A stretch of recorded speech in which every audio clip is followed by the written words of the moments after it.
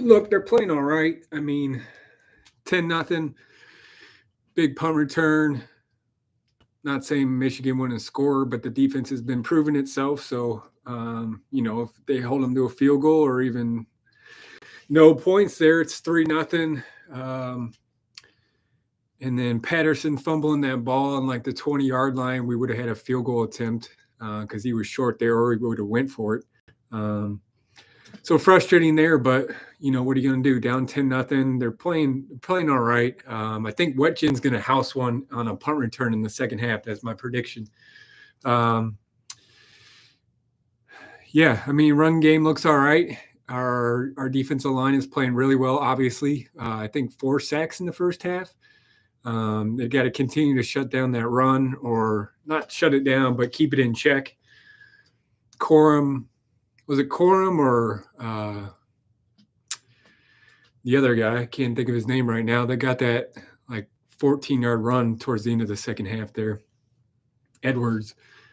They can't be letting that happen. But on offense, Caleb Brown, just get him the ball. They're like 8-9 yards single coverage lined up off of Caleb Brown and Anderson. So if just throw him the ball, let him get 3 or 4 yards, maybe they can make a move and get by him, for a first down. But we got to mix it up a little bit. Run game looks okay. They're getting some blocks, so a lot of things have to happen. But 10-0 at halftime. You'll take it as an Iowa fan, I guess. That's the way we play. So, yeah, one half to upset the whole college football world there. So let's see what they can do, what halftime adjustments they can make. In regards to Florida State, 3-0 there. Brock Glenn has not looked great tonight. He looks nervous. He looks not sure of himself. With that being said, his pass to Keon at like midfield, Keon just dropped it. He took his eyes off of it. Once it was in his hands, he started looking upfield. That can't happen. I mean, that's a big confidence booster for your third string quarterback, true freshman. And he's got to bring that in. That's big momentum there. Florida State gets the ball to come out the second half. They need to put some points on the board for sure. Touchdown. I would like to see, just an assertive drive. Just take it down there, put it in the end zone, like Norvell said at the end of the half interview. You just got to put it together and get in the end zone to finish there. Glenn just needs to trust his routes and his receivers and throw the ball. That last drive, he held on to it way too long, took him out of easier field goal range. You just got to know his reads, trust it, and make the throw.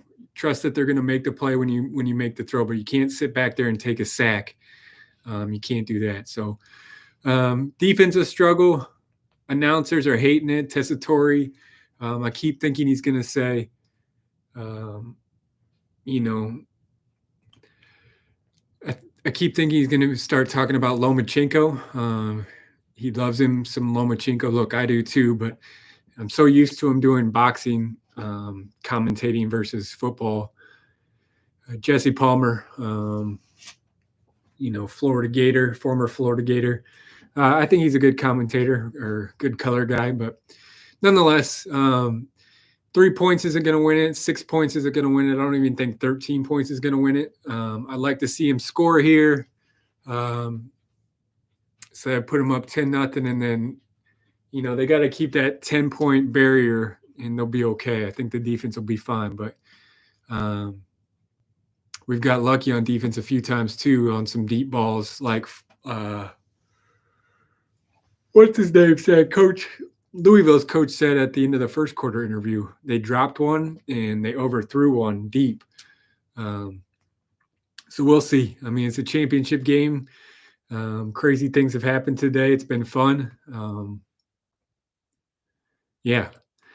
Both my teams playing in their championship games at the same time is a little stressful. Not stressful. It's just hard to figure out the logistics.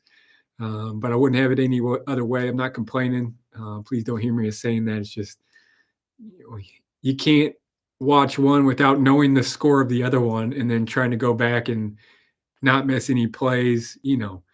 Um, again, I'm not complaining. It's just, um, yeah.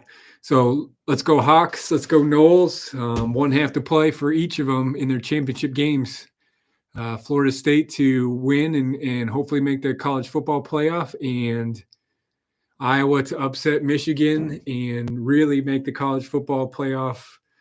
The old fogies at the NCAA table that I always talk about, make them really mad and have to figure some crazy shit out. I've got it.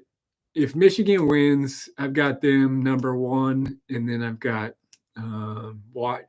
Actually, I've got Washington number one, Michigan two, Texas three, and then if Florida State wins four, that's my playoff right there. And I think that's a damn good playoff. Those are good teams, really good teams. That'd be fun to watch.